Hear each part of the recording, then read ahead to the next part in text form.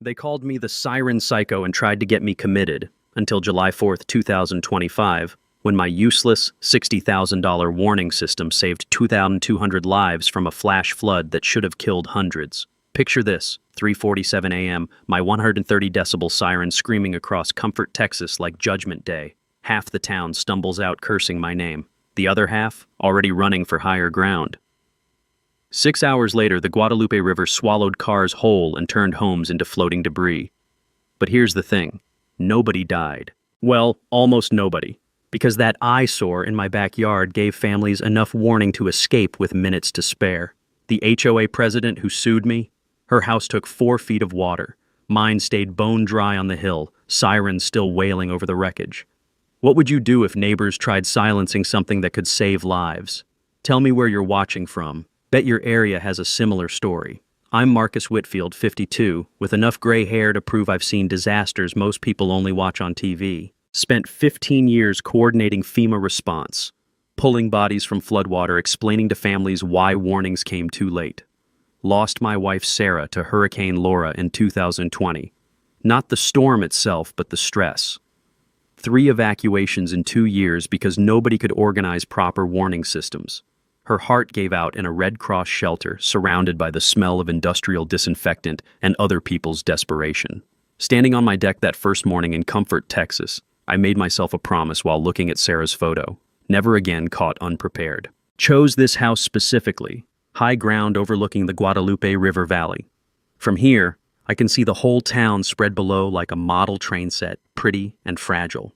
The siren installation was 3 days of diesel fumes and limestone dust. Federal Signal Model 508, same unit NOAA uses for tornado warnings. $47,000 for the siren, $13,000 for the 40-foot pole. This beast pushes 130 decibels, loud enough to wake sleeping families when disaster strikes. Sarah always said I was paranoid. Looking at her picture each morning, I whispered, maybe, but paranoid people don't bury spouses because bureaucrats failed at their jobs. Enter Bethany Kruger, HOA president and my personal nemesis. 45, white Escalade with blessed plates, moved from Dallas seeking rural charm, meaning Instagram-worthy country living without actual inconvenience. Her husband Preston develops real estate in San Antonio, which should have been my first red flag. Day after installation, she marched across my property like Sherman through Georgia. That thing violates our aesthetic covenants. Show me where emergency equipment is prohibited, I replied, calibrating weather sensors. It's traumatizing children. I handed her my architectural review waiver. Emergency systems are exempt under Texas law. Her HOA papers felt flimsy compared to my legal documents. We'll see about that, she snapped, leaving behind expensive perfume that smelled artificial in the Texas heat. My morning coffee suddenly tasted bitter, like disappointment mixed with caffeine. But the community reaction revealed deeper complexities. The first test siren bounced off limestone hills like thunder. Neighbors emerged like prairie dogs checking for danger. Newer residents, Bethany's crowd, scowled and covered ears, but old-timers who remembered the last big flood nodded approvingly. Frank Morrison, my Vietnam vet neighbor, wandered over that evening. Cicadas were starting their twilight chorus, and you could smell rain building, that Texas scent of ozone and possibility. Hell of a noisemaker, he grinned. My wife's nervous, though. Bethany's been asking questions, making people choose sides. Some folks are scared of getting involved. Mrs. Patterson from down the street stopped by a few days later, wringing her hands. Marcus, I signed Bethany's petition, she admitted quietly. But my late husband was Navy. He always said being prepared wasn't paranoia, it was responsibility. I'm having second thoughts. What changed your mind, Mrs. Patterson? I asked Bethany what happens if we actually need emergency warnings. She said 911 would handle it. Mrs. Patterson shook her head. My husband knew better. When disaster strikes, you're on your own for the first crucial minutes. Tommy from the hardware store pulled me aside during my next visit. Marcus, I support what you're doing, but Bethany's making business difficult. She's organizing people to shop elsewhere if I help you. Tommy, I understand. Small business comes first. It's not right, though. My grandfather died in the 1952 flood. He would have loved that siren. These conversations revealed the community's real divide. Not between noise-tolerant and noise-sensitive residents, but between people who'd experienced emergencies and those who hadn't. Mrs. Chen, whose family ran the local restaurant, shared her perspective. In Taiwan, We had typhoon warnings that saved thousands. American safety systems are good, but individual preparation is better. Why do people fight against being safer? The Guadalupe River had been flooding this valley for millennia, but suburban transplants saw only scenic water views and property values. They'd forgotten, or never learned, that beautiful rivers become killers during storms. I was about to remind them of that inconvenient truth. Bethany's first assault was surgical in its precision. Within 72 hours, she'd weaponized suburban bureaucracy. Formal noise complaint with Kendall County, petitions signed by 23 neighbors, and a Facebook group called Comfort Residents Against Noise Pollution. The Facebook group was pure suburban warfare art. Stock photos of peaceful meadows, testimonials about my industrial death machine ruining morning yoga, and my favorite, a post claiming the Siren traumatized local wildlife. Because apparently, deer and armadillos have anxiety disorders now. But Bethany's real genius was character assassination. Whispers followed me everywhere. Clearly suffering from PTSD. Shouldn't be trusted with dangerous equipment. Probably dangerous to the community. My counterattack was methodical but revealed community complexity. While Bethany spread gossip, I researched her background like a federal investigator. Public records revealed the truth. Highland Park, Dallas, the kind of neighborhood where they sue over fence heights and lawn ornaments. 3 HOA lawsuits in 5 years, always as plaintiff, always claiming others ruined her peaceful enjoyment. Pattern recognition, she moved before each case reached trial. I contacted Jake Morales, County Emergency Coordinator and former Marine who understood preparedness versus paranoia. "Marcus, this is the most sophisticated civilian warning system I've seen," Jake said, examining my control panel. "Better than half our county equipment." His written endorsement carried official weight, government letterhead backing my installation. Knowledge nugget. Federal signal sirens must penetrate building walls and wake sleeping people during emergencies. That's why they sound loud. Modern homes with double-pane windows and central air require 130-plus decibel levels to overcome sound barriers. Key takeaway. Emergency sirens must be loud enough to save lives when people are asleep indoors. Bethany escalated to sheriff complaints. Deputy Rodriguez arrived looking like he'd rather chase actual criminals than investigate noise disputes. "Ma'am says you're disturbing peace," he told me, but his tone suggested he knew this was ridiculous.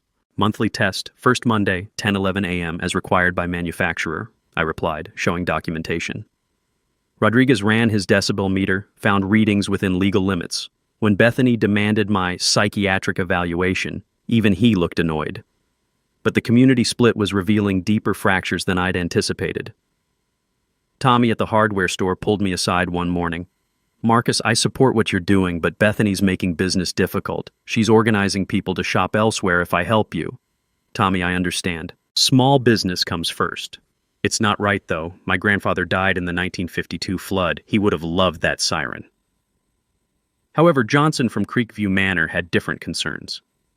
"Mr. Whitfield, I'm not against safety, but my retirement savings are tied up in this house. If property values drop because of, well, industrial equipment, I could lose everything. Can't you understand our position?"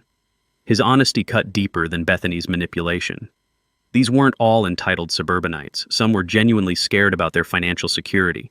Mrs. Chen, whose family ran the local restaurant, shared her immigrant perspective. "In Taiwan, we learned to watch for flood signs because government warnings came too late. Here, people trust systems that sometimes fail. Your siren gives people choice. Listen or ignore, but they have warning."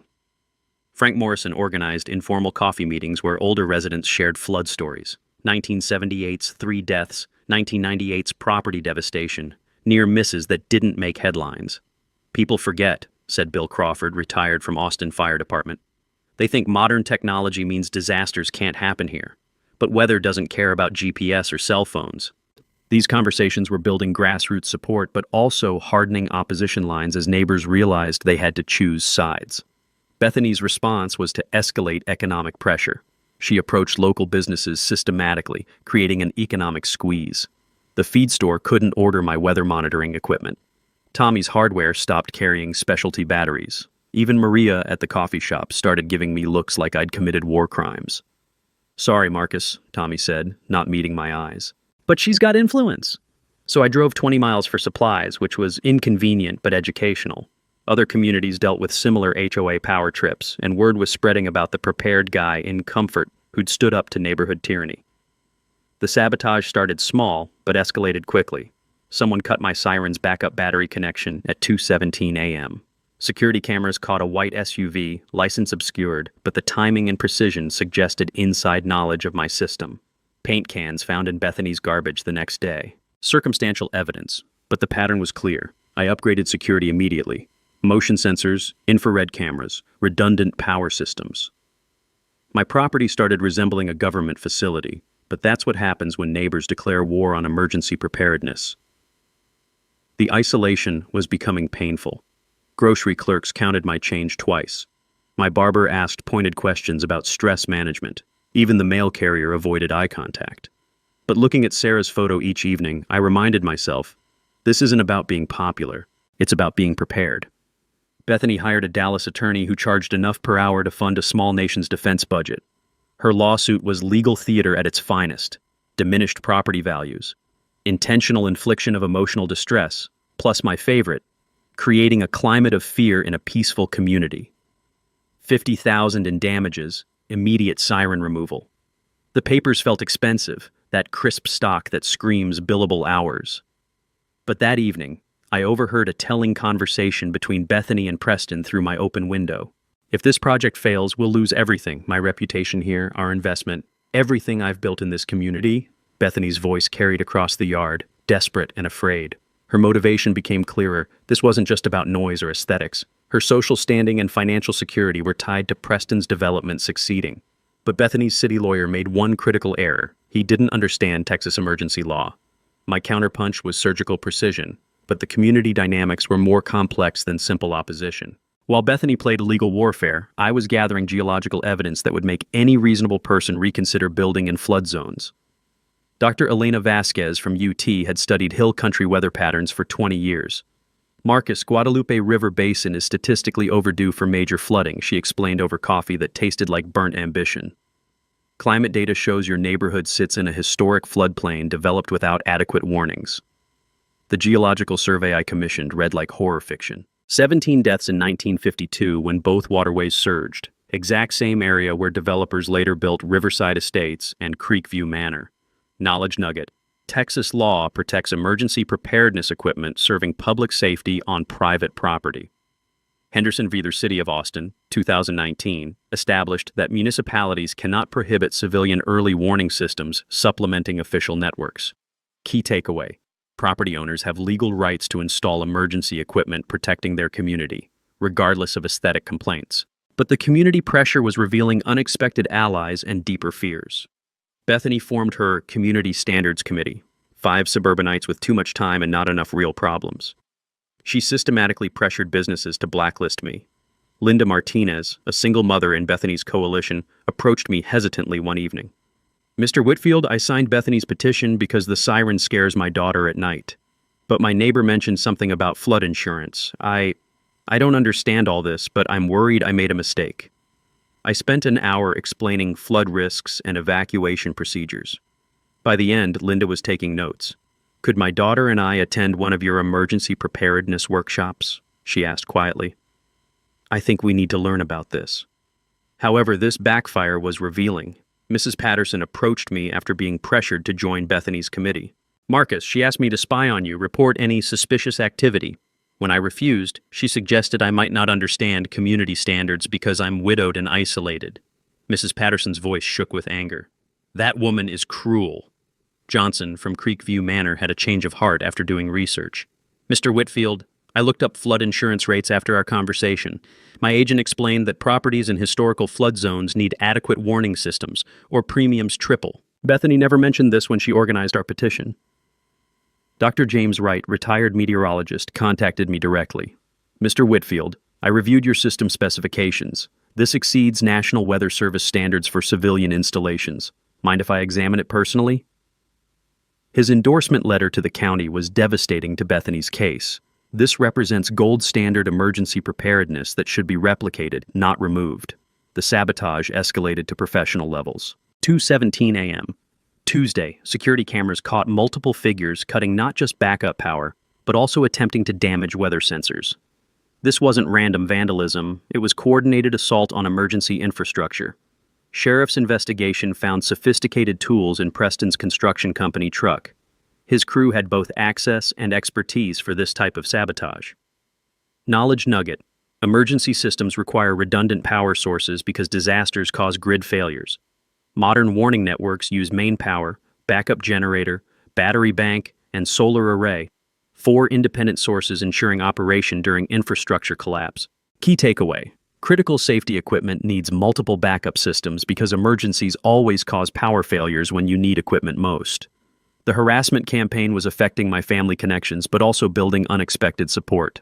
My sister called from Houston. Marcus, someone contacted my workplace asking about your mental health history. They claimed to be conducting a community safety assessment. This crossed lines from neighborhood dispute into personal attack territory. But it also backfired. Frank Morrison's American Legion post rallied support.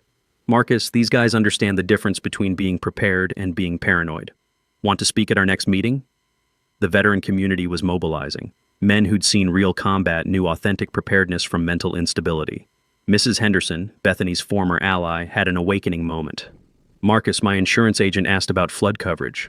When I mentioned living near the river, he pulled historical damage reports. Houses just like mine were destroyed in 1998. Bethany never mentioned any of this when she organized our petition. But Mrs. Henderson's change of heart wasn't immediate. She struggled with leaving Bethany's group. I'm scared of being ostracized, she confided. This town is small. If I cross Bethany, where does that leave me socially? I understood her fear. Small communities run on social networks, and opposing the HOA president meant risking isolation. The legal pressure was building beautifully. David Rodriguez discovered Preston's company had environmental compliance problems beyond just my neighborhood. 3 other developments showed similar patterns. Minimize flood risk in public documents. Build in questionable areas. Lobby against safety requirements. Marcus, this isn't isolated harassment. It's systematic suppression of safety information to protect development profits. Weather monitoring was showing ominous patterns. June 2025 brought record precipitation across the Gulf Coast. Something catastrophic was building in the atmospheric data.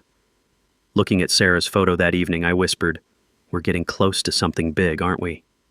Bethany's desperation reached levels that would embarrass reality TV contestants.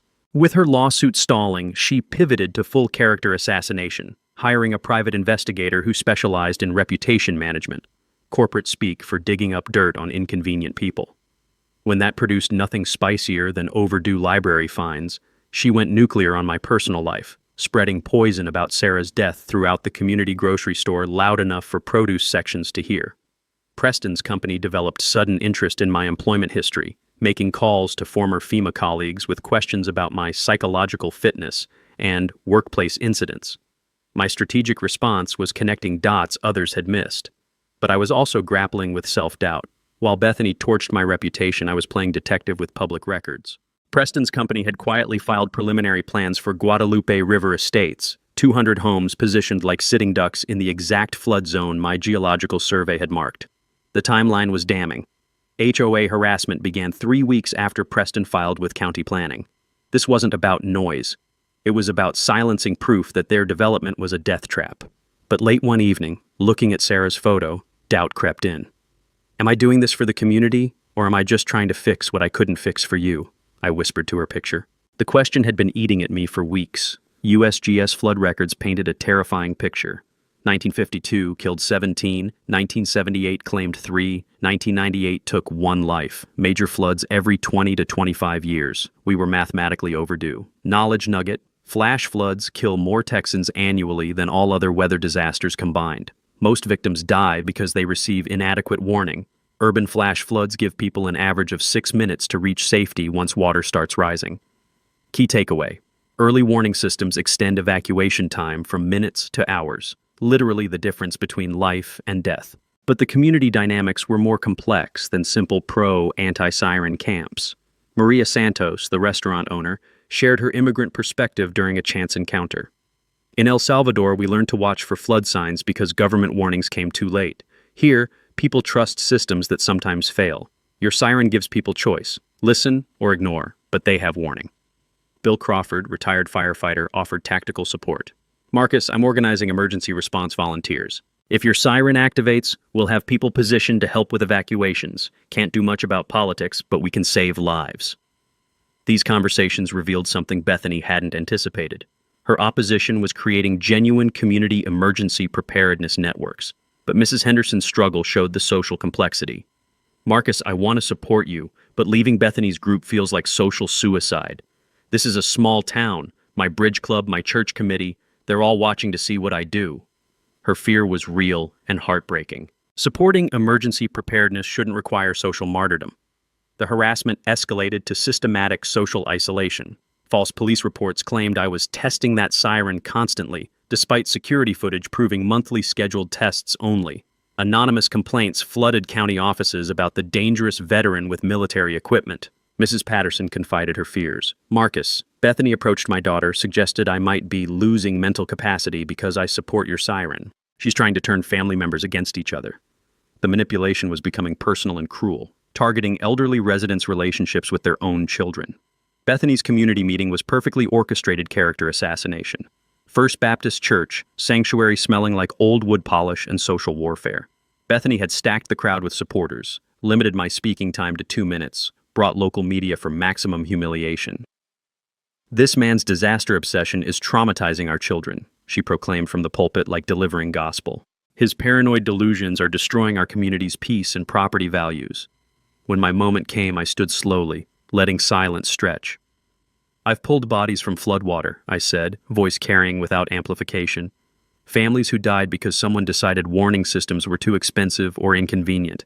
You can call me paranoid, but corpses don't get to call anyone anything. Uncomfortable shifting, a few guilty nods. Most people suddenly found their shoes fascinating. But then something unexpected happened. Tommy from the hardware store stood up. I've known Marcus 6 months, known Bethany 3 years. One of them has disaster response experience and one has HOA experience. When my business is underwater, I know who I want making emergency decisions. Dr. Wright, the retired meteorologist, also rose. I've examined Mr. Whitfield's installation professionally. This represents best practice emergency preparedness. Opposing it is like opposing smoke detectors or seatbelts. The tide was shifting, and Bethany felt it. Her response was venomous. These people are clearly influenced by his military propaganda and fear tactics. But the room's energy had changed. People were thinking instead of just reacting. After the meeting, Frank Morrison found me in the parking lot. That was either brilliant or career suicide, he said, gravel crunching under our boots. In emergency management, there's rarely a difference, I replied. The weather data was becoming apocalyptic. July heat had turned Texas into a convection oven, but Gulf storm systems were building with mathematical precision toward disaster. Every atmospheric measurement pointed toward meteorological catastrophe. Standing on my deck that night, looking at Sarah's photo, I finally knew the answer to my earlier question. I'm doing this for both of us, aren't I? The smoking gun arrived through an unexpected source. Not legal discovery, but a conscience-stricken engineer named Miguel Santos, who worked for Preston's environmental consulting firm. Miguel approached investigative journalist Sarah Chen after seeing her preliminary articles about development patterns in flood zones. His hand shook as he handed over a flash drive containing internal communications and suppressed environmental studies. I have a family, Miguel explained in a coffee shop parking lot, voice barely above a whisper. These people buried a flood study that could save lives. I can't sleep knowing what I helped hide. The evidence was devastating. Preston's company had commissioned legitimate flood risk assessment for Guadalupe River estates. The hydrologist's report read like Stephen King: extreme flood vulnerability, inadequate natural drainage, and any development would require comprehensive early warning systems for resident survival. But that death sentence of a report was buried deeper than nuclear waste. Preston's team submitted sanitized studies to county planning that made their flood zone sound like Eden with better drainage. The conspiracy was documented in digital communications Miguel had saved. Internal email chains between Bethany and Preston's business partner, Harold Vance, revealed the scope of their scheme. Bethany, 3 weeks before her first siren complaint. Need to neutralize the siren situation before flood questions escalate. County commissioners are asking about emergency preparedness requirements for new developments. Harold's response was corporate psychopathy. Environmental mitigation costs $2.8 million minimum. Easier to discredit the messenger than spend money on proper flood infrastructure. Preston's reply sealed their fate. Bethany's handling the HOA pressure campaign. If county recognizes legitimate flood risk, our construction financing disappears overnight. But the revelation hit me personally too. These people weren't just silencing my siren, they were suppressing life-saving information to protect profit margins. They'd rather families drown than spend money on flood mitigation. Standing in my kitchen that evening, looking at Sarah's photo, the weight of it crashed over me. "They're willing to let people die the same way I lost you," I whispered. "For money." The legal ramifications were staggering. Environmental fraud, conspiracy to suppress public safety information, potential bank fraud for misrepresenting loan collateral. Preston's company faced federal charges that would make organized crime prosecutors smile. David Rodriguez explained the scope. "Marcus, this isn't suburban harassment anymore. This is systematic suppression of public safety data to facilitate fraudulent development. Miguel's evidence could trigger federal RICO investigations." But the revelation about community manipulation was personally devastating. Bethany's campaign wasn't grassroots opposition. It was purchased AstroTurf designed to silence emergency preparedness before Preston's environmental fraud became public knowledge. Mrs. Patterson's story suddenly made terrible sense. "Marcus, when Bethany first approached me about your siren, she said county officials were concerned about liability issues. She made it sound like you were creating legal problems for the community." The manipulation had been systematic. Bethany used people's trust and community spirit to serve Preston's financial interests. Miguel's courage was remarkable, but his fear was real.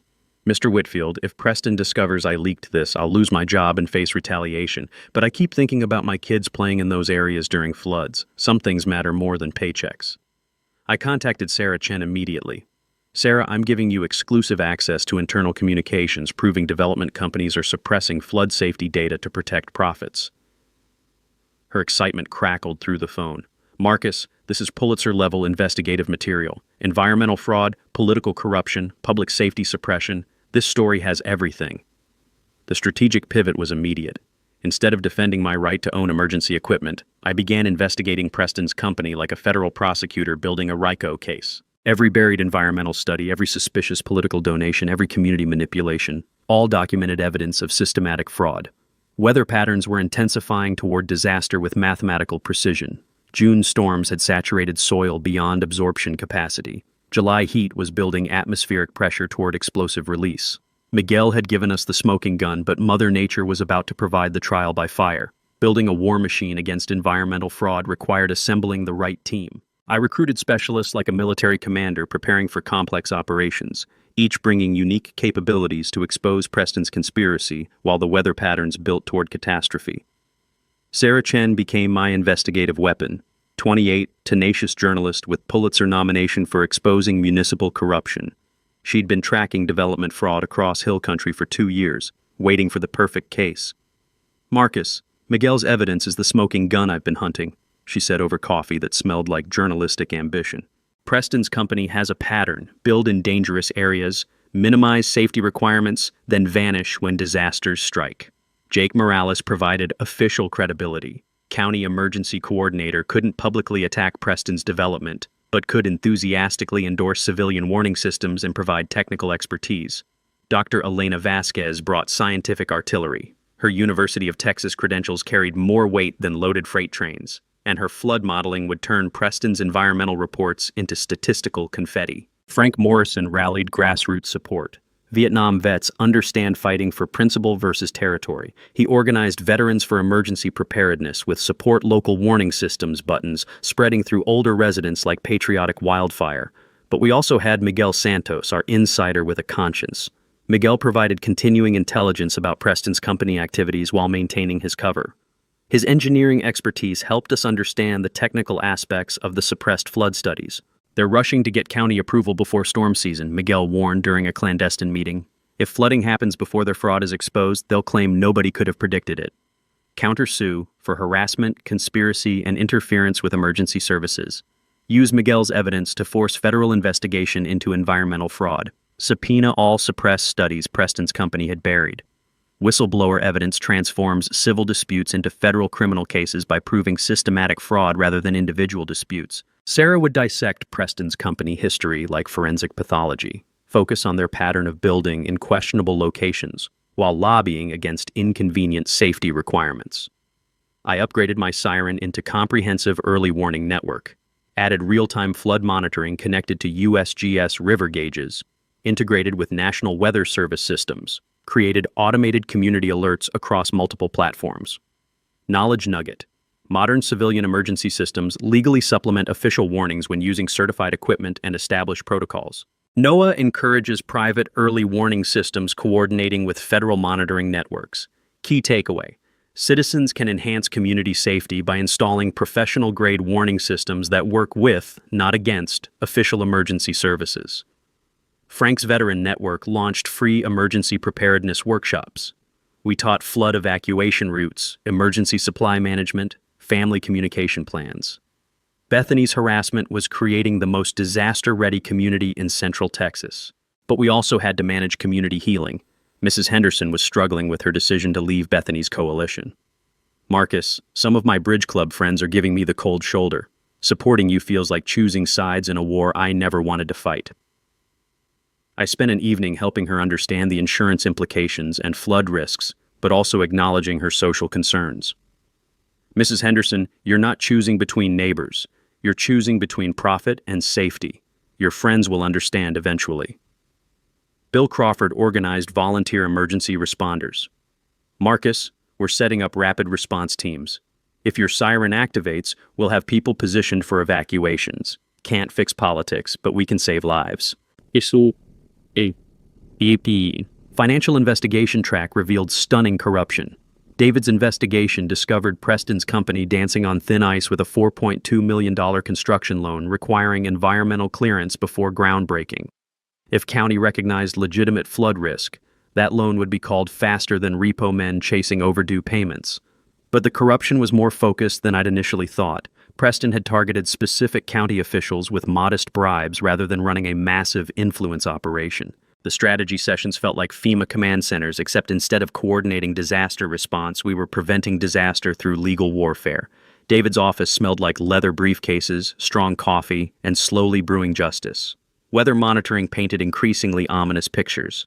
June 2025 brought unusual Gulf Coast precipitation, and atmospheric models suggested potentially catastrophic storm season approaching. My upgraded systems tracked everything: upstream river gauges, precipitation rates, soil saturation, meteorological forecasts. We're seeing conditions similar to 1998, Dr. Vasquez explained during technical briefings, pointing at charts resembling heart attack patient EKGs. Extended wet period followed by intense rainfall events. Textbook setup for devastating flash floods.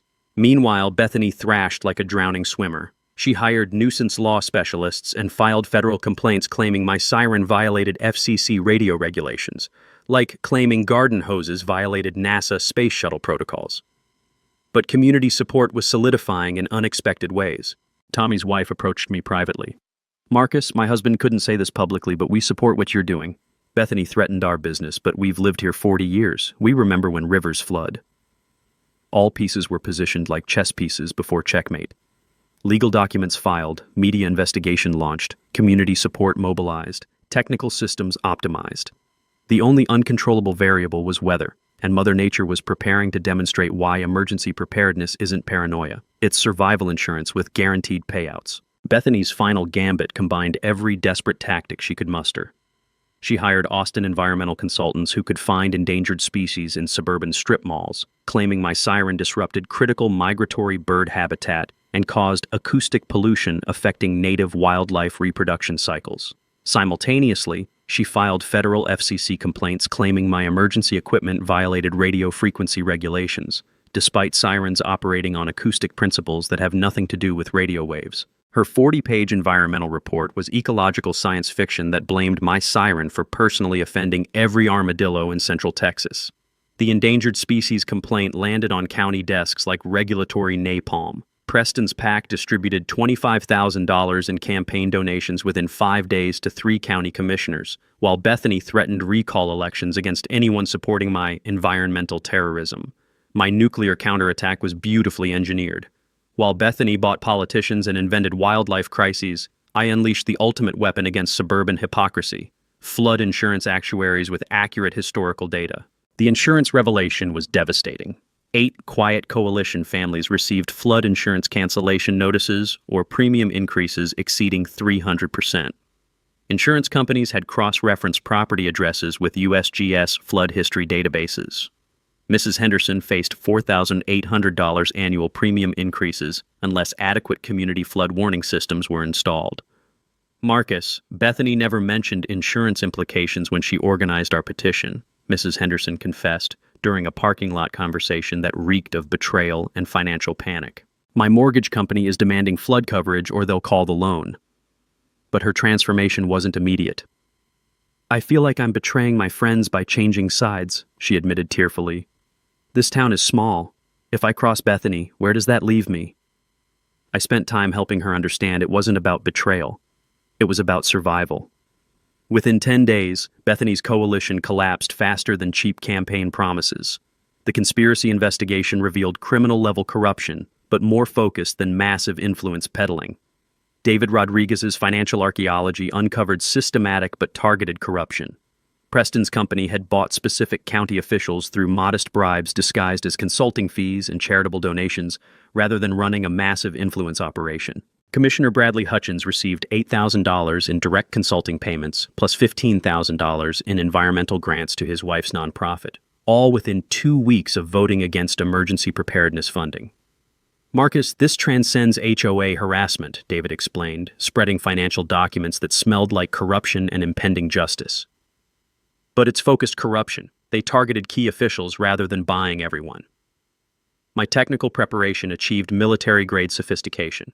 I installed ham radio networks for when cellular infrastructure failed, created waterproof paper contact lists because digital devices become useless when submerged, coordinated with volunteer fire departments who understood emergency response realities. Knowledge nugget. Emergency communication systems require analog backups because digital infrastructure fails catastrophically during disasters. Cell towers lose power. Internet dies. Smartphone batteries expire when people need help most. Ham radio operates independently of commercial infrastructure. Key takeaway. Critical emergency systems need low-tech backup options because high-tech solutions become expensive paperweights when power grids collapse. But community dynamics revealed surprising complexity. Tommy's wife Sandra approached me privately. Marcus, my husband couldn't say this publicly because Bethany threatened our business, but we remember the 1998 flood. Water came up so fast people barely escaped their cars. Your siren would have saved lives then. Dr. Wright organized growing scientific support. Mr. Whitfield, I've contacted colleagues at NOAA, National Weather Service, and University Meteorology departments. We're preparing joint professional endorsement of civilian early warning systems. Political pressure can't override scientific facts. Maria Santos shared immigrant perspective that cut through suburban politics. In El Salvador, we learned to prepare for disasters because government help comes too late. Americans trust systems that sometimes fail. Your siren gives people choice, listen or ignore, but they have warning. Choice is freedom. The harassment reached absurd but revealing levels. Anonymous flyers distributed throughout the community claimed I was stockpiling military weapons and planning vigilante justice against HOA authority. Sheriff's investigation found my arsenal consisted of 1 hunting rifle, camping equipment, and emergency supplies sufficient for extended weekend trips. But there was one technical concern that kept me awake at night. During a routine system check, I discovered a minor glitch in the automated activation sequence, a software bug that could delay siren activation by crucial minutes during rapid onset flooding. I spent 3 sleepless nights debugging code, knowing that every second of delay could mean lives lost. Standing on my deck at 2 a.m., tools scattered around the control panel, I whispered to Sarah's photo, "What if this doesn't work when it matters most?" The doubt was eating at me, but Frank Morrison found me there and provided perspective. Marcus, perfectionism is the enemy of preparedness. Your system is better than anything this county has ever seen. Weather data was painting atmospheric horror stories. July heat had transformed Central Texas into convection furnaces, but Gulf storm systems were building with mathematical precision toward disaster. Soil saturation levels exceeding historical records, river flow rates trending toward flood stage, atmospheric pressure patterns developing into what meteorologists call perfect storm scenarios. Marcus, these conditions haven't occurred since 1952, Dr. Vasquez warned during our pre-storm briefing. Her computer models resembled medical scans of terminal weather cancer. We're looking at potential for catastrophic flooding that could exceed anything in Texas recorded history. Miguel Santos provided final intelligence. They're rushing county approval meeting to July 3rd. Preston knows the weather patterns. If flooding happens before approval, their project dies. They're gambling on beating the storm. Bethany scheduled her final community confrontation for July 3rd, demanding county commissioners order immediate siren removal with full media coverage and audience carefully stacked with remaining supporters. She'd chosen the worst possible timing for weather-related battles. Mother Nature was preparing to deliver the most expensive education in emergency preparedness that suburban Texas had ever received. The air tasted like metallic electricity and approaching catastrophe. Every atmospheric indicator screamed impending disaster. July 4th was 36 hours away, and meteorological conditions were aligning for biblical-scale flooding. But I had one final conversation with Mrs. Henderson that gave me hope. "Marcus, I stood up at Bridge Club yesterday and told them why I changed my mind about your siren. 3 other women said they'd been having doubts too. Sometimes it just takes one person to give others permission to think differently." Bethany was about to learn why you never silence the person trying to save your life, especially when that person has 15 years of disaster experience and Mother Nature as an ally. July 3rd community meeting packed Comfort Community Center tighter than campaign promises in election season. 150 residents squeezed into folding chairs that groaned under 6 months of accumulated neighborhood warfare. Bethany had choreographed this final performance like Broadway director staging her career-defining revenge fantasy. Her supporting cast was impressive. Dallas attorney in $3,000 suit, bought and paid for County Commissioner Hutchins, 3 news crews hunting content, and enough supporters to disguise public execution as democratic process. I walked in alone, carrying weather monitoring tablet and quiet confidence earned through 15 years of pulling families from preventable disasters. The community center reeked of burnt coffee, nervous perspiration, and toxic small-town politics gone septic. But I noticed something Bethany had missed. Several former opponents sitting quietly in back rows, including Mrs. Henderson. "Ladies and gentlemen," Bethany announced from her makeshift pulpit, "tonight we end this 6-month nightmare once and for all." Her PowerPoint was masterclass manipulation, restoring peace to our community. Featured petition signatures, fabricated noise complaints, property value studies, and testimony from allegedly traumatized children who couldn't sleep because of my military-grade psychological warfare equipment.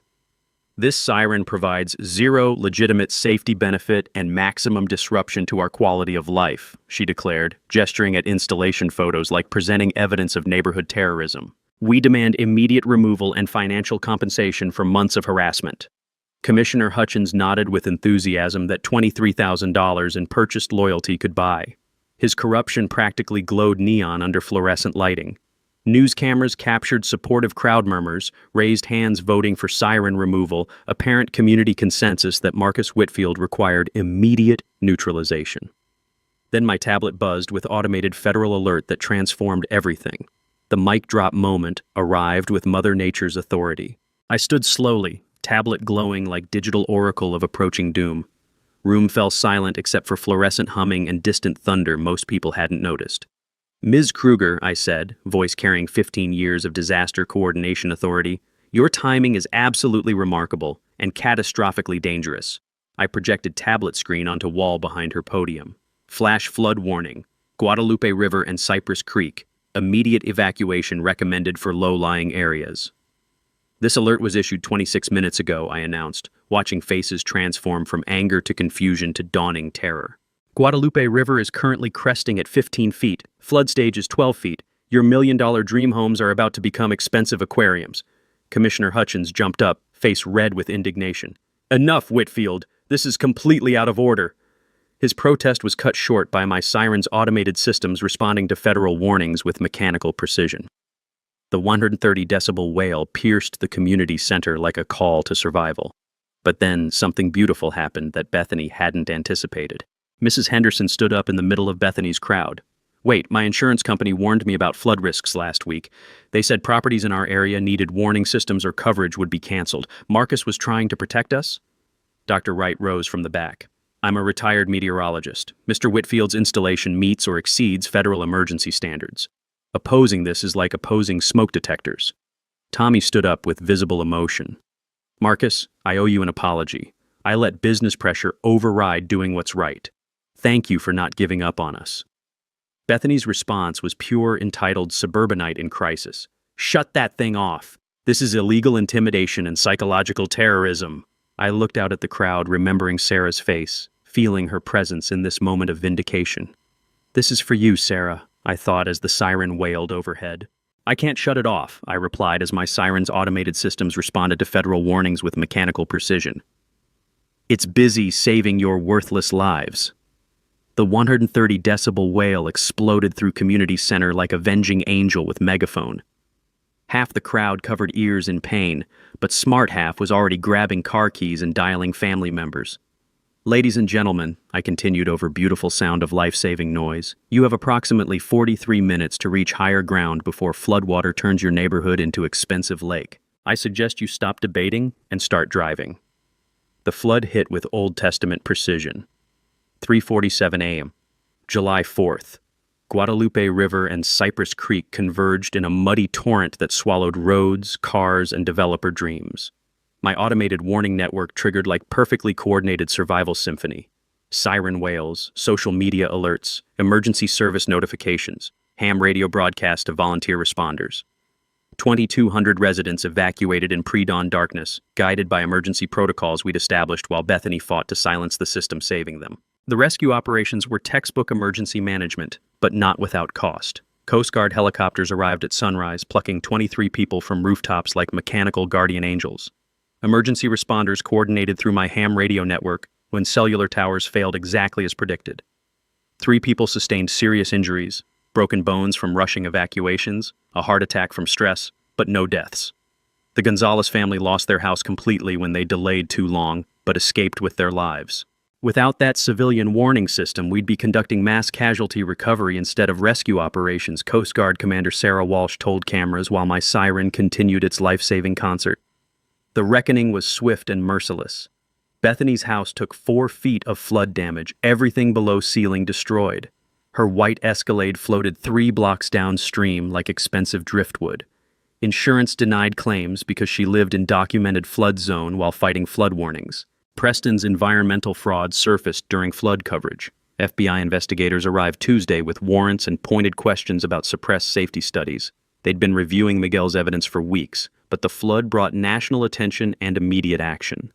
The woman who'd spent 6 months trying to silence emergency preparedness was rescued from her own roof by crews guided by the siren she'd fought to destroy. Almost 0 deaths. Successful evacuation with minimal casualties. One very expensive education about why you don't silence people trying to save your life. My siren stood on its hill like mechanical guardian angel, still wailing warning over community that finally understood why some noise is worth making. The aftermath unfolded like justice served with cosmic irony and federal law enforcement garnish. My story became national news, textbook case of why communities should listen to prepared individuals instead of HOA politics. FEMA Director Patricia Williams flew in personally, bringing enough federal credibility to make politicians nervous and insurance companies update actuarial tables. "This represents gold standard for community-based emergency preparedness," she announced during press conference held in my siren's shadow. Mr. Whitfield's system exceeded federal response capabilities and saved lives that official warnings alone couldn't protect. Legal resolution was swift and targeted. Harassment charges against Bethany and Preston moved through courts faster than floodwater through subdivisions. Preston's company faced federal environmental fraud charges, bank fraud for misrepresenting loan collateral, and conspiracy charges focused on their systematic suppression of safety data. Miguel Santos received federal whistleblower protection and a commendation for his courage in exposing the fraud. Bethany filed bankruptcy after insurance denied flood claims. Living in documented flood zones while fighting flood warnings doesn't qualify for coverage. She moved back to Dallas, presumably to terrorize other neighborhoods with her suburban tyranny. Preston's criminal trial was scheduled for 2026, but company stock had crashed harder than meteorites hitting concrete. 3 other Texas developments came under federal investigation for similar environmental fraud schemes. Community healing happened organically and beautifully. Comfort Community Emergency Preparedness Day became annual celebration featuring disaster response demonstrations, equipment exhibits, and barbecue that actually united neighbors instead of dividing them. Mrs. Henderson became one of my strongest supporters. Marcus, I owe you an apology and my family's lives. I let social pressure override common sense. The bridge club that shunned me? Half of them thanked you personally after the flood. Tommy reopened business relationships with visible emotion. Marcus, I should have stood up to Bethany's pressure campaign from day one. Good neighbors support each other, especially when they're trying to help. Your business is always welcome here. But the healing wasn't universal, and that was realistic. Johnson from Creekview Manor, whose house was damaged in the flood, still harbored resentment.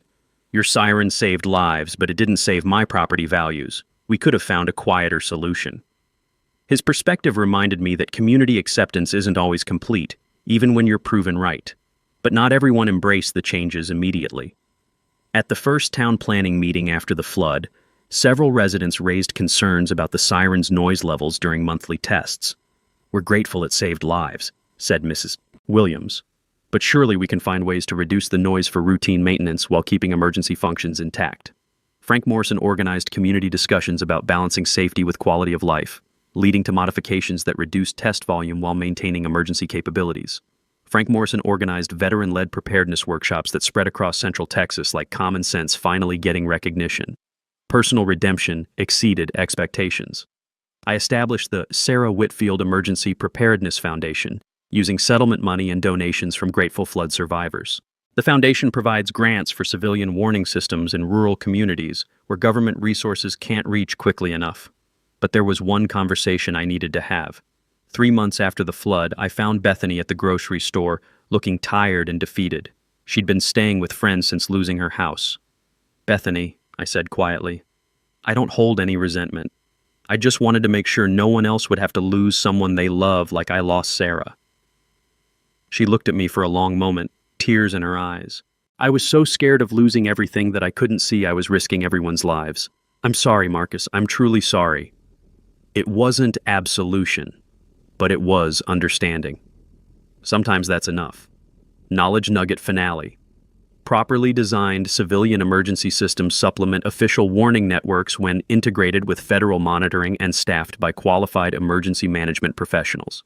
NOAA actively encourages private early warning systems following established protocols. Key takeaway. Individual preparedness becomes community protection when properly planned, legally implemented, and operated by people who understand survival science. My Siren system became the model for rural emergency preparedness, featured in FEMA training materials and university research studying civilian disaster response. The bigger picture revealed systematic change. Preston's environmental fraud trial sparked new Texas legislation requiring public disclosure of all flood risk studies before development approval. The Whitfield Amendment mandated communities in flood zones install adequate warning systems before approving new construction. Miguel Santos now works for our foundation, helping identify other developers who suppress environmental data. Personal happiness arrived in unexpected packages. I remarried 2 years later. Elena Rodriguez, elementary school teacher who'd evacuated her students using my siren warnings. She understood that preparedness isn't paranoia when backed by expertise and genuine community concern. I knew you were special when your siren gave my class time to reach safety, she told me during our wedding reception in Frank Morrison's backyard, held under protective shadow of the siren that started everything. Our first dance was interrupted by monthly siren test, and instead of covering ears, the whole crowd applauded. Today, our foundation has installed early warning systems in 47 Texas communities. Each includes community preparedness training, emergency response coordination, and long-term maintenance support. Mrs. Patterson, now 91, serves on our foundation board. Marcus proved that one person's courage can save thousands of lives. That's a lesson worth sharing with every community. Being prepared isn't paranoid, it's responsible citizenship. Standing up for safety sometimes means standing alone, but courage is contagious when lives are at stake. What HOA nightmare are you dealing with? Share your story in the comments. I read every one, and the best solutions come from people who fought similar battles. Subscribe for more stories about ordinary people doing extraordinary things when institutions fail and communities need heroes.